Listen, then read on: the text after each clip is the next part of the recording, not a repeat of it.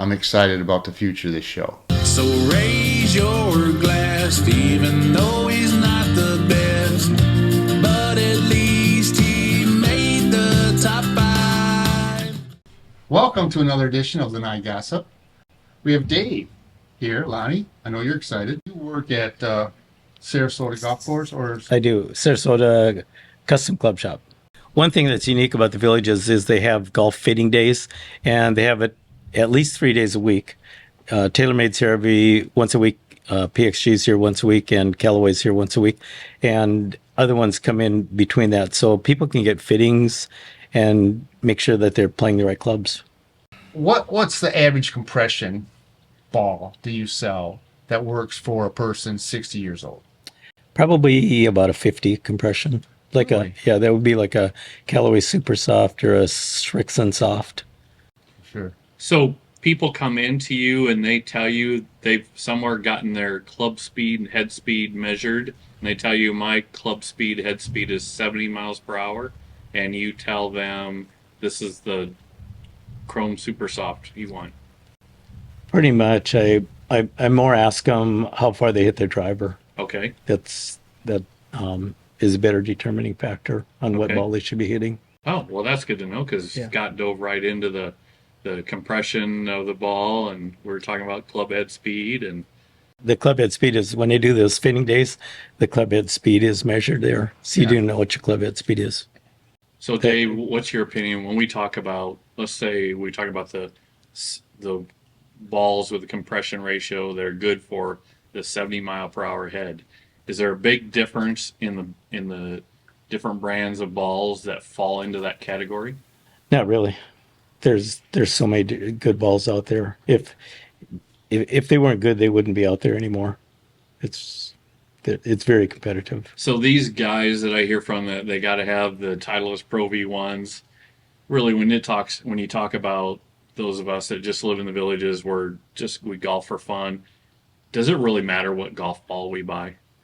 Pro V1's going to be one of the hardest balls to hit Mm-hmm. because it's got a really high compression. Mm-hmm. So it's a lot of, like professional golfers, they all use a very high compression ball, Mm-hmm. but they're in a whole different category. There's very few golfers in the villages really that need a Pro V1. And how do the prices fall when you a softer ball versus a harder ball? Are there differences?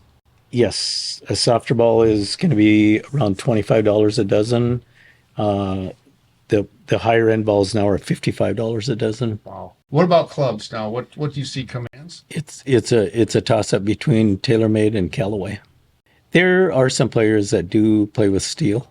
Steel's gonna bring your ball in a little closer, but it's still most people hit it further with graphite shaft because you get a little kickoff. But Can you talk about, do you know anything about the difference between the fittings like at Sarasota as opposed to a different place that, Sarasota measure everything like that as well, all on a computer and I don't know what it's called, but okay, the ones that we do mostly are the club manufacturers reps that come in and do the fittings, and those are either half hour or 1 hour fittings. If you want a really, really good fitting, there is a guy at Palmer's, and he actually has more accreditation than almost anybody in the world. Wow. And this, he does like you do. He'll have you hit 3 balls, and then he'll change something. He's not going to tell you what he's going to change, but he changes something, has you hit 3 balls, and he does it for an hour and a half. You do an hour and a half fitting, and he changes shafts. He puts different pieces of lead tape different places on the club, and you don't know what kind of a club you're hitting. He doesn't tell you. The thing he tells you, if it's left or right, that's on him, and if it's the distance is on the golfer. But he can get it narrowed down to where he can really get it tight. they do have tournaments in the villages that. Yes, they do. Is there anything you can tell us about those? They have a lot of different tournaments. You have to have a handicap. Mm-hmm. You have to get a GIN number and get your handicap, and they pair you with somebody that's going to be real close to what you are. Yeah. How does a person come to the villages and obtain a GIN number? All you got to do is go to one of the country clubs and tell them you want a GIN number and pay, I think it's $30, And then you just put the app on your phone. It's a gin app, and every time you golf, you just go in there, and all the villages all the village courses are in there, but all the courses in the whole United States are in there.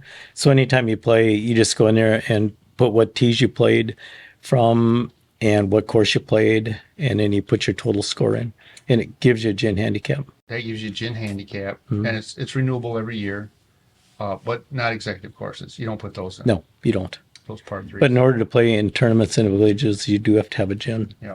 And gin, for those listeners out there, is not the drink gin. It's GHIN, that people shorten up to gin. Now, outside the bubble, what's the best course you played in Florida?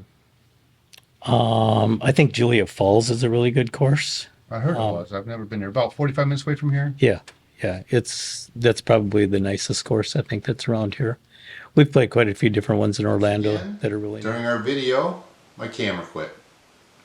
I finally figured it out. It only lasts 10 minutes, not 30 minutes. Thanks to him, we've got the best league to play in. It's not a boat.